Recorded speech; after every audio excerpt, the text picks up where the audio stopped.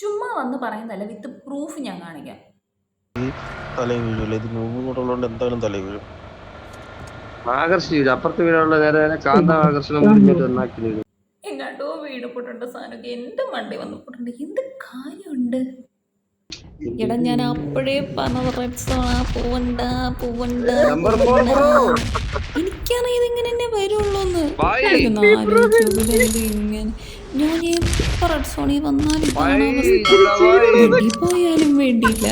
ഇനിയിപ്പോൾ എങ്ങനെ റീകോൾ ആയിട്ടോ ഇല്ലെങ്കിൽ സെക്കൻഡ് ലൈഫ് കിട്ടിയിട്ട് എങ്ങാനും വന്ന് ഇറങ്ങി ലാൻഡ് ചെയ്തത് റെഡ് സോൺ ആയാലും വേണ്ടില്ല. പോലെ തലമണ്ടേ വന്ന് വീഴും ഈ സാധനം. എന്തോ അതിങ്ങനെ എനിക്കിതിൻ്റെ റിവാർഡൊക്കെ തന്നിട്ടുണ്ട് കേട്ടോ. ഇതാ ഞാൻ ആദ്യമേ പറഞ്ഞത്, വെറുതെ പറയുന്നതല്ല, വിത്ത് പ്രൂഫ് ഞാൻ കാണിച്ചു തരാം.